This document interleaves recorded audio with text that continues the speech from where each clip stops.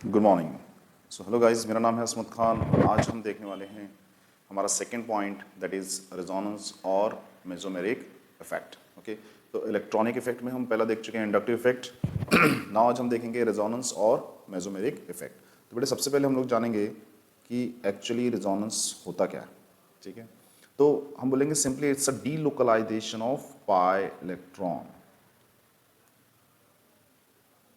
Delocalisation of pi electron.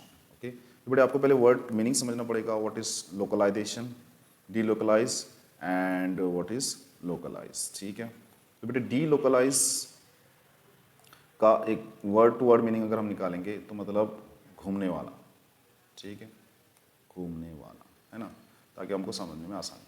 और localise अगर हम बोलेंगे कि कोई इलेक्ट्रॉन लोकलाइज है, मतलब वो फिक्स है, पोजीशन उनकी फिक्स है। ठीक है, तो गाइस आज हम देखने वाले हैं डीलोकलाइजेशन ऑफ पाई इलेक्ट्रॉन, मतलब रेजोनेंस हम देखने वाले हैं। ठीक है, अब इसमें क्या हो रहा है बेटे, complete transfer of pi electron from one atom to another atom. अब यहाँ पर क्या हो रहा है, transfer of pi electron. Okay, transfer of pi electron from one atom to another, है ना। लेकिन ऐसे कब होगा बेटे, कंडीशन क्या है, when they are in conjugation, जब वो कंजुगेशन में होंगे। ठीक है, तो बेटे अगर आपको रेजोनेंस समझना है तो आपको समझना पड़ेगा कंडीशन ऑफ रेजोनेंस। रेजोनेंस की कंडीशन क्या क्या है, कब कब रेजोनेंस होगा। ठीक है, तो ये बहुत इंपॉर्टेंट चीज़ है, आपको कंडीशन याद रखनी है कि सर कंडीशन क्या होती है ना। तो बेटे हम पहले लिख देते हैं कंडीशन, कंडीशन ऑफ रेजोनेंस। तो पहले आपको ये तो समझना चाहिए कि भाई रेजोनेंस होता कब है ना, कंडीशन कौन कौन सी, उसके बाद जाके हम समझेंगे कंप्लीट रेजोनेंस और मेसोमेरिक इफेक्ट एक्चुअली होता क्या है।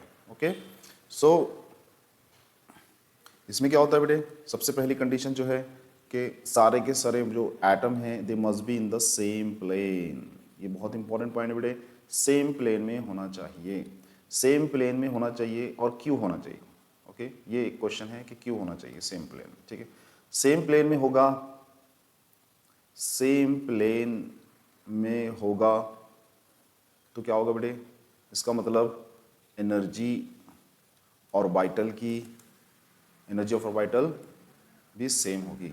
और जब एनर्जी ऑफ ऑर्बिटल सेम होगी तो इलेक्ट्रॉन जब डीलोकलाइज होगा, इलेक्ट्रॉन जब डीलोकलाइज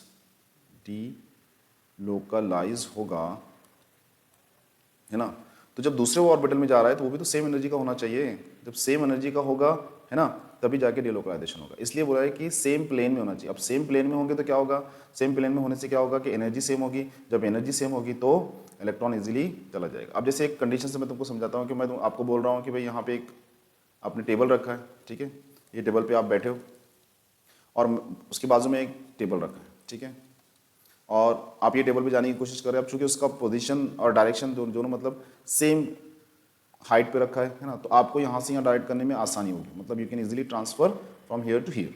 ठीक है, बट अगर वही मैंने क्या कर दिया कि वहाँ से हट के मैंने कहीं दूर रख दिया, कोई टेबल है जिस पे आप बैठना चाह रहे हो, कहीं दूर रख दिया या ऊपर रख दिया, थोड़ा ऊपर रख दिया, ठीक है, तो आपको क्या होगी, यहाँ से यहाँ ट्रांसफर होने में थोड़ी सी परेशानी होगी, है ना, क्योंकि यहाँ आपके बाजू में था, चेयर की हाइट सेम थी या टेबल की हाइट सेम थी या जो भी ऑब्जेक्ट था उसकी हाइट सेम थी, तो आप आसानी से चले गए। लेकिन अगर उसी ऑब्जेक्ट को बढ़ा दिया जाए तो आप जा तो सकते हैं लेकिन आपको थोड़ा टाइम लगेगा। ओके, तो सेम कंसेप्ट आपको लगाना है बेटे कि यहाँ पर डीलोकलाइजेशन के लिए सेम प्लेन में होना जरूरी है। ठीक है, सेम प्लेन में होगा तो इलेक्ट्रॉन इजीली डीलोकलाइज होंगे, है ना, और कंसेप्ट आगे बढ़ता जाएगा। ठीक है, दूसरा पॉइंट, दूसरा जो बहुत इंपॉर्टेंट हैशटैग पॉइंट मैं आपको बोल रहा हूँ, आपको याद रखना है, वो है इट इज परमानेंट इफेक्ट। बेटे क्या ये एक परमानेंट इफेक्ट है, ओके, परमानेंट इफेक्ट। ठीक है, देन नेक्स्ट इंपॉर्टेंट चीज कि electron are delocalized, electron are delocalized but not atom। जो इलेक्ट्रॉन होंगे बेटे वो डिलोकलाइज होंगे, लेकिन एटम जो है वो अपनी जगह पर फिक्स होंगे। ठीक है, एंड द लास्ट पॉइंट ये है कि जितने भी आप रेजोनेटिंग स्ट्रक्चर ड्रॉ कर रहे हो, रेजोनेटिंग स्ट्रक्चर, तो all resonating structure must have same number of electron, है ना। तो ऐसा नहीं होना चाहिए कि भाई इलेक्ट्रॉन का यहाँ पर एक रेजोनेटिंग स्ट्रक्चर हम बना रहे हैं, उसके अंदर इलेक्ट्रॉन की क्वांटिटी अलग है, और दूसरा रेजोनेटिंग स्ट्रक्चर बना रहे हैं, उसके अंदर इलेक्ट्रॉन की क्वांटिटी अलग है, ऐसा नहीं होना चाहिए। तो these are the condition for resonance. ये रेजोनेंस के लिए कंडीशन है जो आपको याद रखनी है बेटे, ठीक है। उसके बाद ये तो हो गया कंडीशन। नाउ अब हम देखेंगे टाइप्स ऑफ कंजुगेशन। अब हम देखेंगे हमारा मेन जो टॉपिक है वो एक्चुअली होता क्या है, कॉन्जुगेशन, ठीक है, कंजुगेशन, है ना। कंडीशन तो हमने देख लिए, नाउ हम देखेंगे कंजुगेशन। व्हाट इज कंजुगेशन, ठीक है। तो बेटे इसमें हमको देखना पड़ेगा टाइप्स ऑफ कंजुगेशन, है ना। There are different types of conjugation. अगर आप देखोगे तो बहुत सारे टाइप्स है कंजुगेशन के, तो पहले हमको देखना पड़ेगा टाइप्स ऑफ कॉन्जुगेशन, कॉन्जुगेशन का टाइप्स, ठीक है। तो सबसे पहले क्या होगा, हम देखेंगे कि बेटे इसके अंदर पाई टू पाई कॉन्जुगेशन, मतलब पाई टू पाई इलेक्ट्रॉन का कॉन्जुगेशन होगा। अब एग्जांपल से आप बहुत अच्छे तरीके से समझ सकते हैं। एग्जांपल से आपको समझाता हूँ। जैसे हम लोग रह रहे हैं यहाँ पर मैं एक जनरल मॉलिक्यूल लिखता हूँ कि एक एटम है ए और बी, उनके बीच में डबल बॉन्ड है, फिर एक सिंगल बॉन्ड है, एंड फिर से एक डबल बॉन्ड, ठीक है। अब यहाँ पे हो क्या रहा है बेटे, जैसे हमने टॉपिक पढ़ा है पाई टू पाई कॉन्जुगेशन, ठीक है। तो यहाँ पर पाई इलेक्ट्रॉन ट्रांसफर होंगे, है ना। ये पाई इलेक्ट्रॉन है, यहाँ पे ट्रांसफर हो रहे हैं, ठीक है। और ये वाले जो पाई इलेक्ट्रॉन है ये डी एटम पे खुल जाएंगे, ठीक है। इसको हम समझते हैं एग्जाम्पल से, इसी को हम बोलेंगे पाई टू पाई कॉन्जुगेशन। अब एग्जाम्पल से कैसे समझेंगे, let's see the example. CH2 double bond CH, फिर हमको चाहिए एक सिंगल बॉन्ड, फिर चाहिए हमको एक डबल बॉन्ड, तब जाके क्या होगा, पाई टू पाई कॉन्जुगेशन होगा, ठीक है। अब हम कलर चेंज कर लेते हैं ताकि हमारे इजीली समझ में आए। अब ये जो पाई इलेक्ट्रॉन है ना बेटे, ये शिफ्ट हो रहे हैं सिंगल बॉन्ड के यहाँ पर, मतलब दोनों कार्बन के बीच में, और ये जो पाई इलेक्ट्रॉन है ये एटम पे खुल गए, ठीक है। आपको एक बहुत इंपॉर्टेंट चीज़ याद रखना है, जैसे ऐसे आप एरो यूज़ करेंगे तो जहाँ इलेक्ट्रॉन खुल रहे हैं वहाँ नेगेटिव चार्ज आएगा, जहाँ से जा रहे हैं वहाँ पॉजिटिव चार्ज आएगा, ठीक है। ये समझने में आपको आसानी होगी, आपको याद रखना है, ठीक है। तो यहाँ पे क्या हो रहा है बेटे, पाई टू पाई कॉन्जुगेशन हो रहा है। अब जैसे ही कॉन्जुगेशन हुआ तो एक्चुअली क्या हुआ वो हमको देखना है, ठीक है। अब क्या हुआ देखेंगे, तो हम देखेंगे कि ये पाई टू पाई कॉन्जुगेशन होने से क्या चेंजेस आए, ठीक है। तो पहले मैं एज इट इज सारे बॉन्ड लिख देता हूँ तो आपको आसानी से समझा सकूँ कि क्या हो रहा है, ठीक है। अब देखो बेटे यहाँ पर डबल बॉन्ड खुला है, ठीक है। तो हम बोलेंगे, मैंने आपको भी बताया कि जहाँ से डबल बॉन्ड खुलेगा वहाँ पे नेगेटिव चार्ज, जहाँ पर खुलेगा वहाँ पर नेगेटिव चार्ज। अब ये जो पाई इलेक्ट्रॉन थे ये दोनों कार्बन के बीच में आ गए, है ना, ये दोनों कार्बन के बीच में आ गए। मैं नंबर देता हूँ ताकि आपको समझने में आसानी हो, 1 2 3 4। तो बेटे पहले क्या हुआ, ये जो 3 4 के बीच का डबल बॉन्ड था वो ब्रेक हुआ, यहाँ पे नेगेटिव आया, और जो 1 और 2 के बीच में डबल बॉन्ड थे, मतलब जो पाई इलेक्ट्रॉन थे वो दोनों कार्बन के बीच में आ गए, 2 और 3 के बीच में आ गए। यहाँ क्या हुआ बेटे, डबल बॉन्ड फॉर्म हुआ, ठीक है। अब यहाँ डबल बॉन्ड फॉर्म हुआ तो जहाँ से गया ये वाला कार्बन, यहाँ पे क्या होगा, पॉजिटिव चार्ज बनेगा, क्या बनेगा, पॉजिटिव चार्ज बनेगा, ठीक है। तो बेटे ये क्या है, ये क्या हुआ है यहाँ पर, तो आप बोलोगे sir pi to pi conjugation हुआ है। क्या हुआ है, पाई टू पाई कॉन्जुगेशन हुआ, ठीक है। अब ये रिवर्स भी हो सकता है, ये यहाँ पे जा रहा है, यहाँ पे वो सेम आएगा, टाइम वेस्ट करके कोई ये नहीं है ना। एक टाइप आप समझ गए, इसे मैंने जनरल लिख दिया, है ना। दूसरा पॉइंट है बेटे, pi to lone pair conjugation, pi to lone pair conjugation, ठीक है। अब क्या होगा देखो, अब इसका मतलब यहाँ पर डबल बॉन्ड होगा, ओके, और उस यहाँ पर लोन पेयर, ठीक है। अब हम कलर से बता देते हैं क्या एक्चुअली हो रहा है। अब हम क्या बोल रहे हैं, पाई टू लोन पेयर कॉन्जुगेशन, है ना। अब यहाँ पर क्या होगा कि ये जो लोन पेयर है ये दोनों कार्बन और ऑक्सीजन के बीच में शिफ्ट हो जाएगा। जब ये शिफ्ट हो जाएगा तो यहाँ पे कार्बन की वैलेंसी 5 हो गई, है ना। तो हम क्या पढ़ रहे हैं, delocalization of electron, pi to lone pair conjugation. तो यहाँ का डबल बॉन्ड यहाँ खुल जाएगा, और जहाँ डबल बॉन्ड खुलता है हमने आपको बताया वहाँ पे कौन सा चार्ज आना चाहिए, वहाँ पर नेगेटिव चार्ज आना चाहिए। तो ये जो आपका फर्स्ट कार्बन है, पहले हम एज इट इज मॉलिक्यूल लिख दें ताकि समझ में आए क्या हो रहा है, ठीक है। तो ये आपका जो फर्स्ट यहाँ के जो लोन पेयर यहाँ पर शिफ्ट हुए थे, तो यहाँ पे डबल बॉन्ड आएगा। अब चूंकि यहाँ पे ऑक्सीजन की वैलेंसी 3 हो गई तो ऑक्सीजन कैरी पॉजिटिव चार्ज, और ये डबल बॉन्ड कार्बन के ऊपर खुल गया तो यहाँ बन गया नेगेटिव चार्ज। तो ये हो गया रिजल्टिंग स्ट्रक्चर। बेटे इस तरह अगर पाई इलेक्ट्रॉन शिफ्ट हो रहे हैं तो आप इसको बोलोगे पाई टू लोन पेयर कॉन्जुगेशन। क्या बोलोगे, पाई टू लोन पेयर कॉन्जुगेशन। अब हमारा तीसरा जो कॉन्जुगेशन है बेटे, तीसरा जो कॉन्जुगेशन है हमारा वो है पाई टू वैकेंट ऑर्बिटल। पाई से वैकेंट ऑर्बिटल में भी कॉन्जुगेशन होता है। ये बहुत इंपॉर्टेंट पॉइंट है, आपको याद रखना है। जब मैं आपको एरोमेटिसिटी पढ़ाऊंगा तो आपको ये बहुत यूजफुल होगा, ठीक है। फिर से एक एग्जांपल ले लेते हैं, CH2 डबल बॉन्ड CH2। अब की बार यहाँ पर पॉजिटिव चार्ज लगा देते हैं, है ना, क्योंकि हम क्या देख रहे हैं, पाई टू वैकेंट ऑर्बिटल, पाई से वैकेंट ऑर्बिटल में electron pi electron vacant orbital में कैसे कंजुगेट होंगे वो हम देख रहे हैं, ठीक है। अब देखो क्या होगा बेटे, तो सिंपल सी बात है कि सर ये जो पाई इलेक्ट्रॉन है ये शिफ्ट हो जाएंगे जहाँ पे इलेक्ट्रॉन की कमी है, ठीक है। तो इस तरह ये यहाँ पर शिफ्ट हो गए। अब अगर इसका मैं रेजोनेटिंग स्ट्रक्चर निकालूंगा तो आपको समझ में आ गया कि यहाँ से सर इलेक्ट्रॉन चला गया, पॉजिटिव लिख दो, ये CH है, और दोनों के बीच में डबल बॉन्ड बना दो, क्योंकि सर जो आपके पाई इलेक्ट्रॉन थे ना वो खिसक के ये दो कार्बन के बीच में आ गए। This is your C, okay, ये CH है, आपने कंफ्यूज नहीं होना है। मैं इसको इरेज करके डबल से लिख देता हूँ, ठीक है।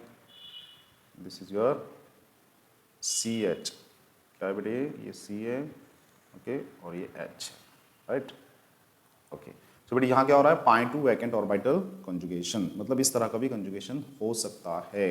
अपने याद रखना है सारे पॉइंट। नाउ अब दिख रहा है हम लोग lone pair to vacant orbital, ठीक है, lone pair to vacant orbital, lone pair से वैकेंट ऑर्बिटल में कैसे ट्रांसफर होता है। एग्जांपल, तो बहुत प्यारी सी एग्जांपल देखेंगे हम लोग, यही एग्जांपल ले लेते हैं, CS2 CH CS2, ठीक है। यहाँ पे क्या है बेटे, फ्री रेडिकल है, ओके। अगर आप इसका कॉन्जुगेटेड स्ट्रक्चर निकालोगे तो वो कैसे बनेगा, तो आपको शिफ्टिंग बताना पड़ेगा। क्या हो रहा है सर, यहाँ का जो, कलर चेंज कर लेते हैं, यहाँ का जो इलेक्ट्रॉन है वो दोनों के बीच में शिफ्ट हो रहे हैं, ठीक है। और उसके बाद ये भी आ रहा है यहाँ पर, चूँकि लोन पेयर है, ठीक है। और आप ऐसे बता सकते हैं कि सर ये यहाँ पे शिफ्ट हो रहा है, ठीक है। अब यहाँ पे ये सब हो गया तो बेटे बन रहा क्या है, जाहिर सी बात है यहाँ पे इलेक्ट्रॉन ये हो गया, तो ये दोनों के बीच में डबल बॉन्ड बन गया और यहाँ फ्री रेडिकल आ गया, ठीक है। अब आपको ये समझना पड़ेगा यहाँ से यहाँ ट्रांसफर हुआ, ये है ना, या फिर आप उसको समझने के लिए ऐसा भी बोल सकते हैं, ये बॉन्ड ब्रेक हुआ ना तो दो फ्री रेडिकल बने, ठीक है। और यहाँ भी फ्री रेडिकल है तो ये फ्री रेडिकल एक बॉन्ड बन गया और ये free radical as it is रहेगा, ठीक है। जैसे यहाँ पे और यहाँ पर, तो ये सिंपल एक तरीका समझने के लिए कि दो फ्री रेडिकल, यहाँ फ्री रेडिकल, ये फ्री रेडिकल बॉन्ड बन गया, ये free radical as it is, तो आपको ये एक कंजुगेटेड स्ट्रक्चर इसका मिला है, ठीक है।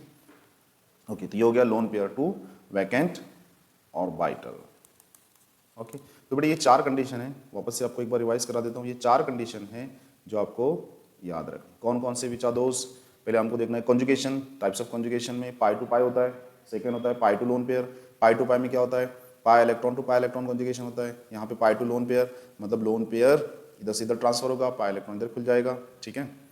उसके बाद हमने देखा pi to vacant orbital, and then last lone pair to vacant orbital, ठीक है। तो ये सब क्या है बेटे, this are the types of conjugation, ये आपको रेजोनेंस समझने में मदद करेंगे, ठीक है। अब ये सब हमने पढ़ लिया है, अब हम देखेंगे कि रेजोनेटिंग स्ट्रक्चर, अब हम क्या पढ़ रहे हैं, रेजोनेंस पढ़ रहे हैं, ठीक है। तो रेजोनेंस पढ़ने के लिए हमको कुछ रेजोनेटिंग स्ट्रक्चर देखना बहुत जरूरी है।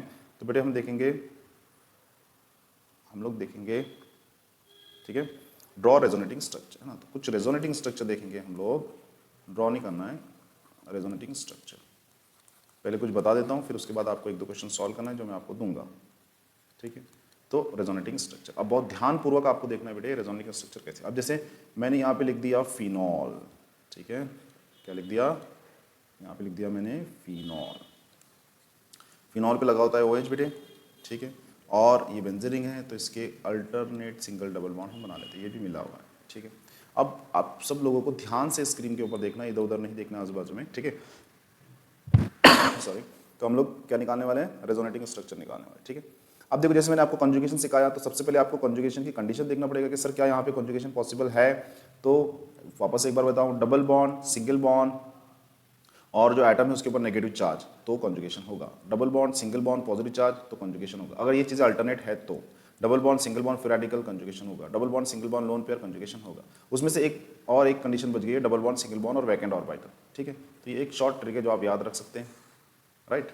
अब देखो यहाँ पे क्या है बेटे, डबल बॉन्ड है, सिंगल बॉन्ड है, लोन पेयर है, मतलब आप बोलोगे सर यहाँ पे कंजुगेशन होने जा रहा है। अब कैसे होने जा रहा है, तो सिंपल सी बात है कि ये जो लोन पेयर है ये दोनों बॉन्ड के बीच में शिफ्ट हो गए। अब ये शिफ्ट हो गए तो यहाँ पे तो कार्बन की वैलेंसी डिस्टर्ब हो गई, डीलोकलाइजेशन ऑफ पाई इलेक्ट्रॉन हो रहा है, तो ये जो इलेक्ट्रॉन है इसके ऊपर खुल जाएंगे, है ना। थोड़ा स्लो मैं ड्रॉ कर रहा हूँ ताकि आप लोगों के समझ में आए। अब हम लोग देखेंगे कि इससे क्या चेंजेस आए, ठीक है। अब देखो बेटे क्या चेंजेस आए, तो आप बोलोगे ये इलेक्ट्रॉन यहाँ पे शिफ्ट हो गए तो ये यहाँ पर डबल बॉन्ड, तो इसलिए यहाँ का एक लोन पेयर गायब, एक लोन पेयर यहाँ का गायब हो जाएगा, ये लोन पेयर नहीं रहेगा, ठीक है। मैं इसको इरेज कर देता हूँ ताकि हम कन्फ्यूजन से बच जाए, ओके।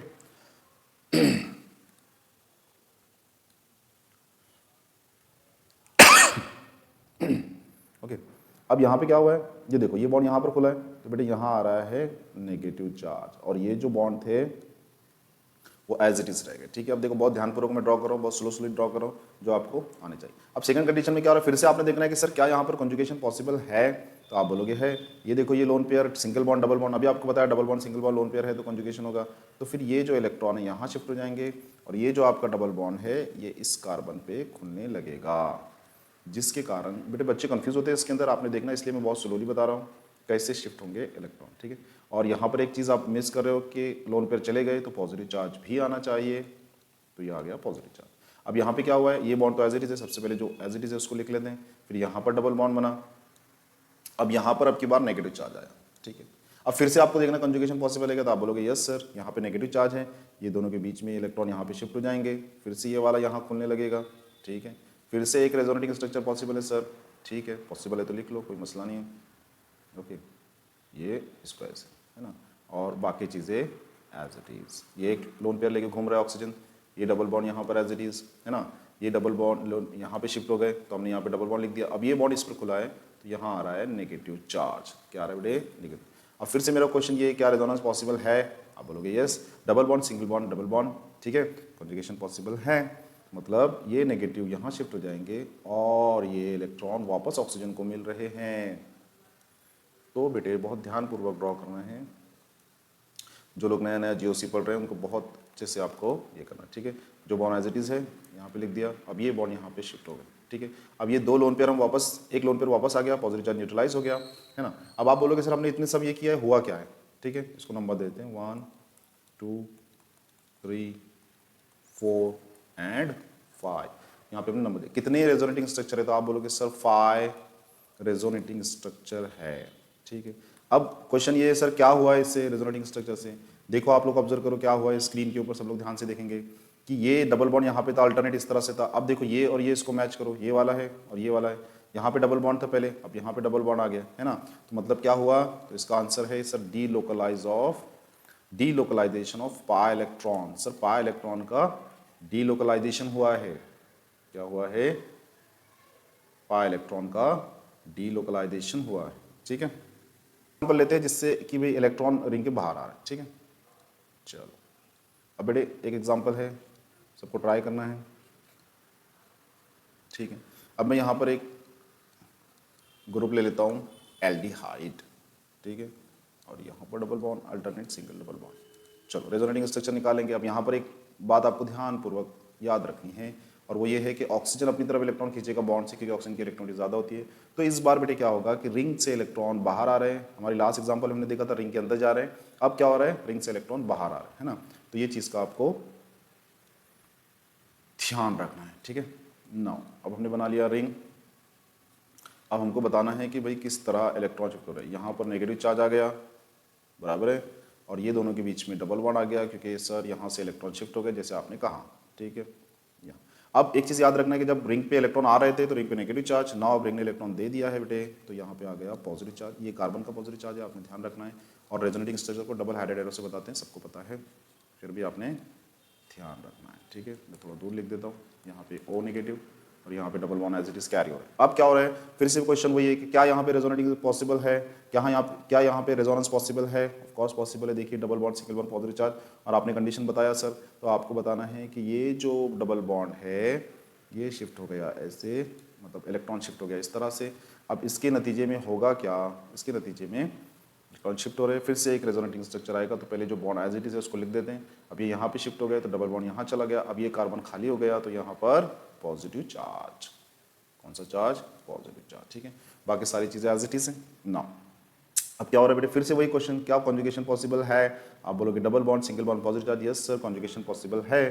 जब कॉन्जुगेशन पॉसिबल है तो करवा दो, यहाँ पे ये कॉन्जुगेशन, चलो ये हमने कर दिया कॉन्जुगेशन। ओके, अब देखेंगे, पहले सारी चीज़ें एज इट इज लिखना है हमको ताकि कुछ मिस ना हो। ठीक है, फिर से ये पॉजिटिव चार्ज यहाँ चला गया, ठीक है, ये यहाँ पर आया तो पॉजिटिव चार्ज यहाँ शिफ्ट हो गया। ठीक है, अब क्या फिर से एक रेजोनेटिंग स्ट्रक्चर पॉसिबल है, तो देखिए double bond single bond double bond, yes sir there is a conjugation, तो ठीक है करवा देते हैं कॉन्जुगेशन। चलो ये हमने लिख दिया इस तरह से। ओके, अब यहाँ हमको थोड़ा सा देखना है। ओके, अब क्या होगा देखो कि ये कंजुगेशन हो रहा है यहाँ पर, तो ये डबल बॉन्ड बेटे यहाँ पर शिफ्ट हो रहा है इसके बीच में, ठीक है। अब ये जब शिफ्ट हो रहा है कार्बन की वैलेंसी 3 ही बच रही है, यहाँ पे रखा है नेगेटिव चार्ज, है ना, तो ये शिफ्ट हो जाएगा कार्बन और ऑक्सीजन के बीच में, जिसके नतीजे में वापस से डबल बॉन्ड बन रही है, ठीक है। और यहाँ पर डबल बॉन्ड बनी और ये बॉन्ड एज इट इज है, ठीक है। ये देखो यहाँ पर डबल बॉन्ड बना है, ये लोन पर यहाँ शिफ्ट हो गया, ठीक है।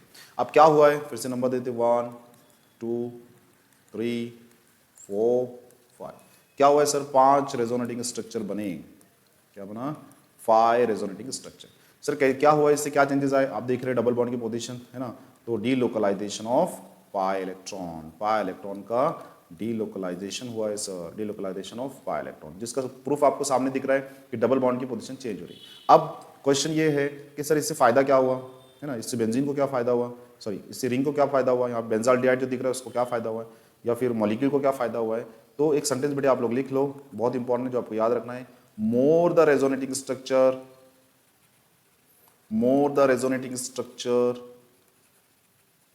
more stable will be the compound, more the resonating structure, more stability, ऐसा लिखते हैं, ठीक है।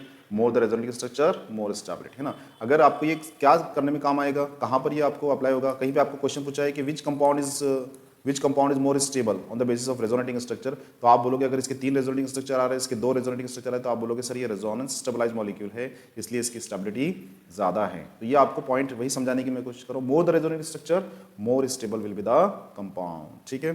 जितने ज़्यादा रेजोनेटिंग स्ट्रक्चर होंगे उतना ज़्यादा स्टेबल कंपाउंड होगा, ठीक है। अब बेटे ये तो हो गया रेजोनेंस, है ना।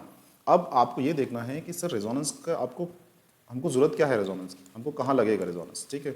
तो उसके लिए आपको पढ़ना पड़ेगा एप्लीकेशन ऑफ रेजोनेंस इफेक्ट। जैसे हमने पढ़ा था ना इंडक्टिव इफेक्ट, पहला पॉइंट हमने कौन सा पढ़ा है, इंडक्टिव इफेक्ट, है ना, इलेक्ट्रॉनिक इफेक्ट में पहला इंडक्टिव इफेक्ट और दूसरा है बेटे अपना रेजोनेंस। और रेजोनेंस में आपको पूरा समझाया नाउ एप्लीकेशन ऑफ रेजोनेंस। जैसे हमने सीक्वेंस देखा था, देखो कि इंडक्टिव इफेक्ट क्या होता है, फिर उसकी एप्लीकेशन, फिर हमने देखा है फिर रेजोनेंस क्या होता है, फिर उसकी एप्लीकेशन, है ना। तो इसमें भी बेटे पहले पॉइंट क्या है, स्टेबिलिटी ऑफ कार्बोकटायन। कार्बोकटायन की शॉर्ट में लिखा मैंने, इसे लिखते नहीं लेकिन अपने शॉर्ट में लिखा टाइम बचाने के लिए, स्टेबिलिटी ऑफ कार्बोकटायन। अब मैं क्या कर रहा हूँ, अब इसके बेस पे क्वेश्चन निकालेंगे, ठीक है। अब देखो मैं क्वेश्चन लिख रहा हूँ कि CH2CH और यहाँ पर है CS2, ठीक है, इस पर है पॉजिटिव चार्ज, क्योंकि हम क्या देख रहे हैं, carbocation, CH3 CS2 positive charge, ठीक है, CH3 सॉरी थोड़ा सा इसको करना पड़ेगा क्योंकि हमको डबल बॉन्ड चाहिए ना, ठीक है। क्या लिखना है बेटे, CH2 कलर चेंज हो गया,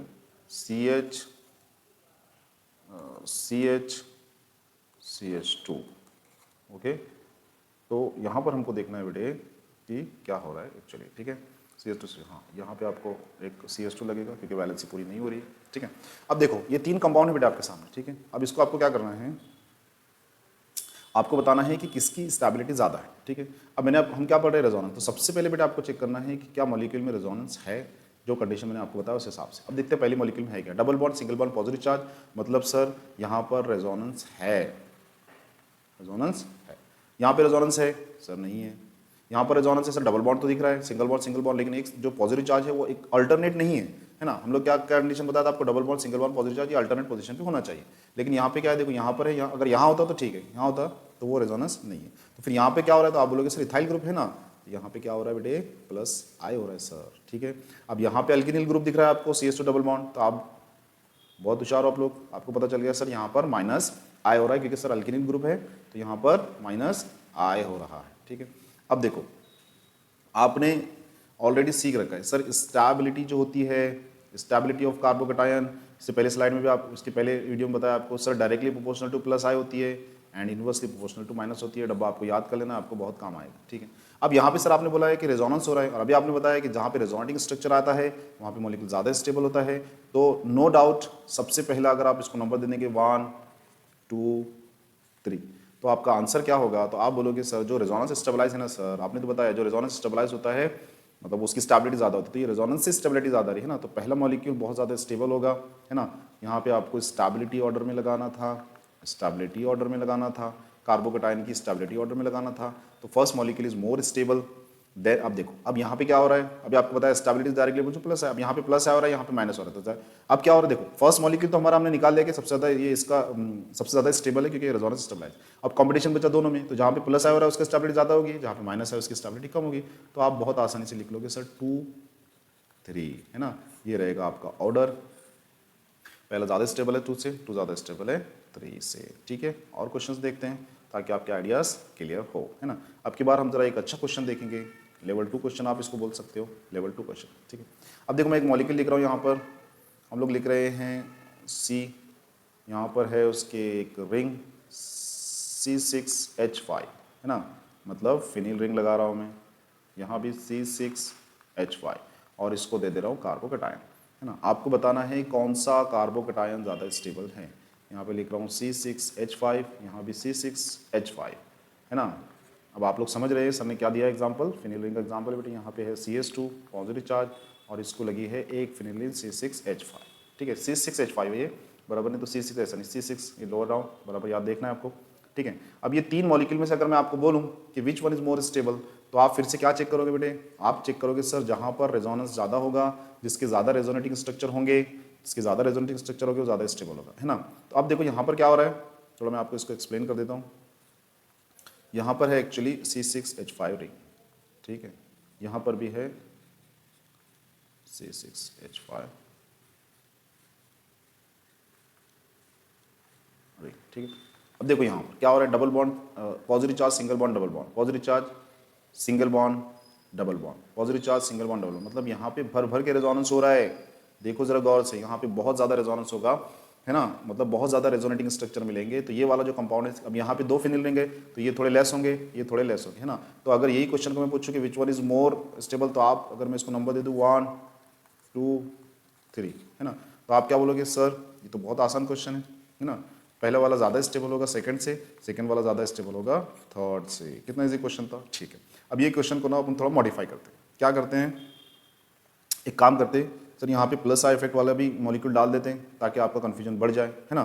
तो हमने क्या किया, हमने एक लगा दिया CH2 डबल बॉन्ड CH2, फिर से एक रेजोनेंस वाला मैंने मॉलिक्यूल दे दिया और यहाँ पर आपको देख रहा हूँ टर्शरी कार्बोकैटायन, क्या दे रहा हूँ, टर्शरी कार्बोकैटायन, है ना। अब आपके सामने एक कन्फ्यूजन आ गया, अगर आपके आइडियाज़ क्लियर है तो नहीं आएगा, अगर आइडिया क्लियर नहीं तो कन्फ्यूजन आ गया कि सर यहाँ पर तो प्लस आई हो रहा है और प्लस आई से आपने पढ़ाया पहले कि प्लस आई से भी स्टेबिलिटी बढ़ती है ना।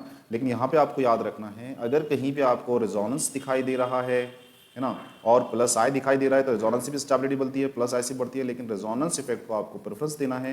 मतलब अगर कोई कार्बोकैटायन रेजोनेंस स्टेबलाइज होगा तो बेटे वो ज़्यादा स्टेबल होगा प्लस आई इफेक्ट से, है ना। तो अगर मैं ये क्वेश्चन को मॉडिफाई कर दिया और ये क्वेश्चन नंबर और बढ़ाता हूँ, है ना, तो आप इसका क्या ऑर्डर लिखोगे, तो बेटे इसका ऑर्डर आएगा, इसको थोड़ा अलग साइड लिखता हूँ यहाँ पर। पहला तो ज़्यादा स्टेबल है, रेजोनेंस स्टेबलाइज है क्योंकि ज़्यादा रेजोनेटिंग स्ट्रक्चर है, ये पहले 3 सीक्वेंस सेम आएंगे, है ना। उसके बाद क्या आएगा, ये दोनों में से आपको देखना है कि यहाँ प्लस आई हो रहा है, प्लस आई और यहाँ पे रेजोनेंस हो रहा है। तो आपने ये नहीं बोलना कि यहाँ पे 3 प्लस आए तो ज़्यादा स्टेबल है, नो, जो रेजोनेंस स्टेबलाइज होता है बेटे वो ज़्यादा स्टेबल होता है। तो आपने लिखना है यहाँ पे 4th एंड देन लास्ट में 5, राइट। ओके, ये मैंने अलग, ये आंसर तीनों के लिए है, आपने कंफ्यूज नहीं होना है, ये तीनों के लिए है। और ये जो आंसर है, अगर ये 5 मॉलिक्यूल को इन्वॉल्व करते हो, ऑल 5 मॉलिक्यूल्स, तो उसका आंसर ये होगा, ठीक है। एट द एंड आपको क्या समझना है बेटे, सिंपल सी बात बता रहा हूँ कि रेजोनेंस स्टेबलाइज अगर है तो वो ज़्यादा स्टेबल होगा प्लस आई से, बस। ये जो डब्बा है आपको बहुत काम आएगा, इसके बाद वो जो स्टार बनाया मैंने, याद रखना है, बहुत इंपॉर्टेंट चीज़ है ना, बस इसी के ऊपर क्वेश्चन निकलेगा। तो यहाँ पे कितने एग्जाम्पल होगी बेटे, 2 एग्जाम्पल होगी। एक और एग्जाम्पल ले लेते हैं, ठीक है। अब देखो आपको पहचानना है, वीडियो पॉज करना है और मुझे बताना है आंसर क्या है, ठीक है। फटाफट देखो, अगर जीओसी आपको समझना है तो आपको पेन और बुक का इस्तेमाल करना पड़ेगा। आप बोलेंगे सिर्फ हम स्क्रीन पे देखते रहेंगे, आपको कुछ नहीं समझने वाला बेटे, ठीक है। आपने खुद से ट्राई करके देखना है, राइट। तो ये रहा आपके लिए एक गरम गरम क्वेश्चन। बताएं, आपको बताना है, क्या बताना है कि विच कार्बोकैटायन इज मोर स्टेबल, मतलब आपको स्टेबिलिटी ऑर्डर में लगाना है, स्टेबिलिटी ऑर्डर। चलो वीडियो पॉज करो, फटाफट बताओ कौन ज़्यादा स्टेबल होगा, ठीक है। चलो आगे कर लिया ट्राई, गुड। आई होप कि मैक्सिमम लोगों का सही आया हो, है ना। अब देखना है बेटे, आपको एक ही हम पॉइंट पढ़ रहे हैं कि हमको रेजोनेंस चेक करना है। तो सर रेजोनेंस की पॉसिबिलिटी तो हमको सब तरफ दिख रही है, double bond single bond positive charge, double bond single bond positive charge, double bond single bond positive charge, ठीक है। लेकिन आपको देखना है कि मैक्सिमम रेजोनेंस कहाँ पर हो रहा है। तो सर यहाँ पर अगर ये शिफ्ट हुआ ऐसे, आप बोलोगे सर यहाँ पे शिफ्ट हो गया, तो यहाँ पर मुझे दिख रहा है और आपको भी दिख रहा है कि सर रेजोनेंस ज़्यादा होने वाला है, ये डबल बॉन्ड आ गया, है ना। और जब इलेक्ट्रॉन बेंजीन रिंग से बाहर गए तो चार्ज कौन सा आता है बेटे, बेंजीन रिंग पर या रिंग पर पॉजिटिव चार्ज आता है, ठीक है। अब फिर से देखो वही कहानी जो हमने पिछली स्लाइड में देखा, ये यहाँ शिफ्ट हो जाएगा, है ना, फिर यहाँ पॉजिटिव चार्ज, फिर यहाँ पॉजिटिव चार्ज, मतलब यहाँ पे delocalize pi electron, 1 2 3 pi electron है ना।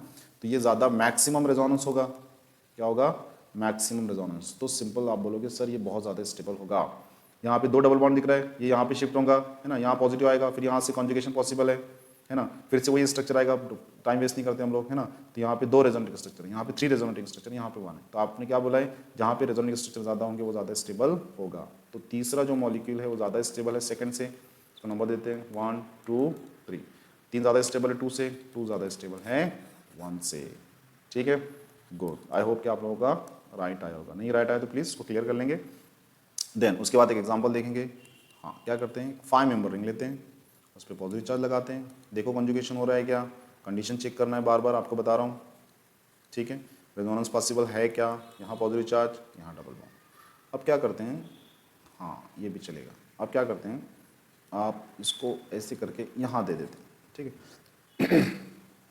अब देखेंगे, कलर चेंज करके समझते हैं, है ना। अब कौन ज़्यादा यहाँ पे रेजोनेंस पॉसिबल है क्या, sir double bond single bond positive, yes, double bond single bond positive, yes, double bond और उसी के ऊपर पॉजिटिव, मतलब यहाँ पर रेजोनेंस बहुत कम मुझे दिखाई दे रहा है। रेजोनेंस पॉसिबल है, डबल सिंगल सिंगल डबल है, अल्टरनेट है, नो सर, है ना। तो आपको क्या बोलना है, यहाँ पर ये जो कंडीशन है मुझे दिख रहा है यहाँ पर कि ये अगर यहाँ गई तो यहाँ पॉजिटिव चार्ज आएगा, राइट, फिर पॉजिटिव यहाँ गया तो यहाँ, मुझे ये ज़्यादा स्टेबल दिख रहा है ना, क्योंकि दोनों साइड से कंजुगेशन पॉसिबल है, यहाँ पर एक साइड से पॉसिबल है। तो आप बोलोगे सर ऐसे ऐसे लगा दो, मतलब first is more stable then second and second is more stable then stability of carbon ion. तो अवर सेकेंड एप्लीकेशन, वापस से अपना येलो कलर लेते हैं। So our second application is stability of carbon ion, ठीक है, स्टेबिलिटी ऑफ कार्बन आयन। चलो अब कार्बन आयन हमको देखना है, मतलब जहाँ पर आपको कार्बन पर नेगेटिव चार्ज दिखेगा वो आपका कार्बन आयन है और उसके स्टेबिलिटी ऑर्डर आपको देखना है। तो सबसे पहले एग्जांपल ले लेते हैं CH2 CH CH2, ठीक है। वही कहानी बार बार, वीडियो पॉज करना है, आप लोग इसको ट्राई करो, मुझे बताओ कौन सा कार्बन आयन ज़्यादा स्टेबल होगा। चलो ट्राई कर लिया, गुड। अब देखो आपको स्टेबिलिटी ऑर्डर में लगाना है, स्टेबिलिटी ऑर्डर क्या हो रहा है, आप रेजोनेंस चेक करो, double bond single bond negative, yes sir, double bond ये डायरेक्ट रेजोनेंस होगा, डबल बॉन्ड डायरेक्ट इसके ऊपर नेगेटिव चार्ज है, नो सर, रेजोनेंस है नहीं, लेकिन इलेक्ट्रोनेगेटिव एलिमेंट है उसमें नेगेटिव चार्ज है, ठीक है ज़्यादा, यहाँ पे क्या हो रहा है, प्लस आया है ना। और आपने पढ़ रखा है, फिर से एक बार आपको साइड में लिख के बता देता हूँ, स्टेबिलिटी ऑफ कार्बन आयन, जिस तरह स्टेबिलिटी ऑफ कार्बोकेटायन होती है प्लस आई को डायरेक्टली प्रोपोर्शनल होती है ना। यहाँ पे क्या होता है, जितना माइनस आई होगा कार्बन आयन की स्टेबिलिटी इतनी बढ़ती है, और जितना प्लस आई होगा उतनी कम होती है, ठीक है। तो यहाँ पे सिंपल सी बात है, प्लस आई हो रहा है, कलर चेंज कर लेते हैं, समझ लेते हैं। यहाँ पे प्लस आई हो रहा है सर, यहाँ पे क्या हो रहा है, तो आप बोलोगे यहाँ पे जो ज़्यादा मोर इलेक्ट्रोनेगेटिव एलिमेंट है उसके ऊपर नेगेटिव चार्ज है, तो वो ऐसे कंपाउंड भी स्टेबल होते हैं। पॉइंट याद रखो मैं क्या बोल रहा हूँ, अगर 2 एटम है और जो एक ज़्यादा इलेक्ट्रोनेगेटिव एलिमेंट है और उसके ऊपर नेगेटिव चार्ज है तो ज़्यादा स्टेबल होगा, एज कम्पेयर टू अगर कोई ज़्यादा इलेक्ट्रोनेगेटिव एलिमेंट है उसके ऊपर पॉजिटिव चार्ज होगा तो वो लेस स्टेबल होगा, है ना। जैसे आपको समझा देता हूँ कि कार्बन और नाइट्रोजन है, तो नाइट्रोजन की इलेक्ट्रॉनिटी ज़्यादा है तो इसमें नेगेटिव चार्ज होगा, है ना, और दूसरे मॉलिक्यूल में अगर इस पे पॉजिटिव इस पे नेगेटिव है तो ये लेस स्टेबल होगा, है ना। तो जहाँ पे इलेक्ट्रोनेगेटिव एलिमेंट पे नेगेटिव चार्ज आता है स्टेबल होगा, ठीक है। एक पॉइंट आप, अब यहाँ पर क्या हो रहा है, तो यहाँ पे तो सर हमारा सिंपल आप रेजोनेंस हो रहा है ना, तो ये क्या है, रेजोनेंस स्टेबलाइज है बेटे। अब आपको ये तीनों में स्टेबिलिटी ऑर्डर लगाना है, तो बहुत आसान है, आप बोलोगे सर पहला रेजोनेंस स्टेबलाइज है 1 लिख दो, उसके बाद यहाँ पे नेगेटिव चार्ज है इलेक्ट्रोनेगेटिव एलिमेंट पे, हाइड्रोजन से उसकी इलेक्ट्रोनेगेटिव ज़्यादा है तो ये ज़्यादा स्टेबल है, ठीक है। प्लस आई स्टेबिलिटी कम करता है, तो सर इसको लास्ट में लिख दो, कुछ करने की जरूरत नहीं है, बहुत सिंपल आंसर है 1 2 3, 1 2 3 इज योर आंसर, ठीक है। ये होगा एक एग्जाम्पल। उसके बाद चलो एक और एग्जांपल ले लेते हैं ताकि आपके आइडियाज़ बहुत ही ज़्यादा क्रिस्टल क्लियर हो जाए, ठीक है। बट एग्जांपल है आपके लिए, ये रहा आपका रिंग, यहाँ पर है डबल बॉन्ड, फिर नेगेटिव चार्ज, यहाँ पर एक रिंग, है ना, और फिर नेगेटिव चार्ज यहाँ पर है ऐसे, और फिर यहाँ पर नेगेटिव चार्ज, ठीक है। अब आपको बताना है which one is more stable. Okay, video pause कर लो, वीडियो पॉज करके आपको ट्राई करना है बेटे, ट्राई करेंगे तो आएगा बेटे, नहीं तो नहीं आएगा। प्लीज़ तो बुक और पेन उठा लीजिए और प्लीज़ ट्राई, है ना। अब आपको चेक करना है, ठीक है, चलो आंसर देखते हैं, सॉल्यूशन देखते हैं इसका। अब आपको चेक करना है कि रेजोनेंस कहाँ पर ज़्यादा हो रहा है। तो आप बोलोगे सर यहाँ पे रेजोनेंस हो रहा है, ठीक है। और क्या है, ये बाकी रिंग जो दिख रहा है ना यहाँ पे कार्बन कार्बन, तो आप बोलोगे सर रेजोनेंस तो है ही, कलर चेंज करके अच्छे से समझेंगे, रेजोनेंस तो है सर, साथ में प्लस आई भी है क्योंकि बहुत सारे कार्बन चेन यहाँ पर दिख रही है, ठीक है। यहाँ पे क्या दिख रहा है, यहाँ पे आपको रेजोनेंस दिख रहा है ना। यहाँ पर क्या दिख रहा है आपको, तो आप बोलोगे सर ये तो पहले के जैसा ऑलमोस्ट सेम दिख रहा है, रेजोनेंस भी है, रेजोनेंस भी है ना। और ये नेगेटिव चार्ज यहाँ पर एक्चुअली, तो ये कार्बन का प्लस आई भी होगा, है ना। और हमने क्या पढ़ रखा है कि जो रेजोनेंस स्टेबलाइज होता है वो ज़्यादा स्टेबल होता है, ठीक है। तो सबसे पहले आप लिखोगे सेकेंड, क्योंकि ये रेजोनेंस स्टेबलाइज है, ठीक है।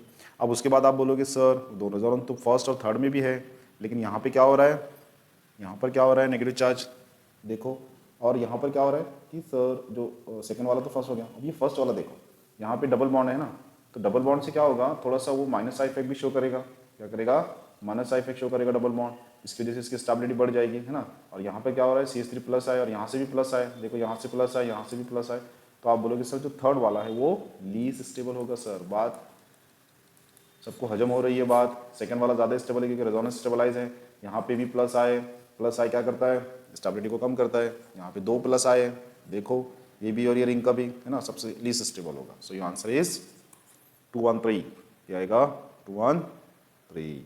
ओके, नाउ चलते हैं नेक्स्ट स्लाइड के ऊपर। अब बेटे हमको क्या देखना है, स्टेबिलिटी ऑफ फ्री रेडिकल। अब ये बहुत शॉर्ट में बता के आपको खत्म करूंगा, स्टेबिलिटी ऑफ फ्री रेडिकल्स। चलो अब एक एग्जांपल ले लेते हैं, सिंपल, बात यहीं पे खत्म हो जाएगी, ठीक है।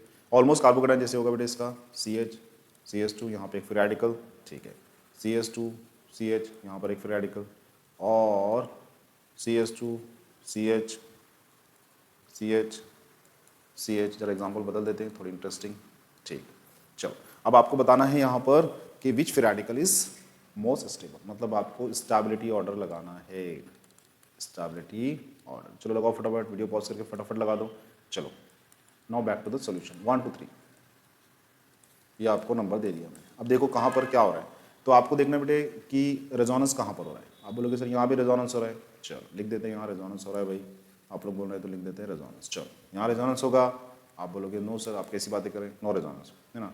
अब यहाँ पर रेजोनेंस है, यस सर रेजोनेंस। कंडीशन क्या है सर, आपने बोला था free radical single bond double bond, free radical single bond double bond, मतलब रेजोनेंस है लेकिन पहले वाले मॉलिक्यूल से ज़्यादा है, तो आप यहाँ लिखोगे मोर रेजोनेंस। और यहाँ भी रेजोनेंस हो रहा है, अब जाहिर सी बात है जहाँ पर ज़्यादा रेजोनेंस हो रहा है वो ज़्यादा स्टेबल होगा, तो सबसे ज़्यादा स्टेबल होगा थर्ड वाला, उसके बाद रेजोनेंस वाला फर्स्ट, एंड लास्ट में आएगा योर सेकंड।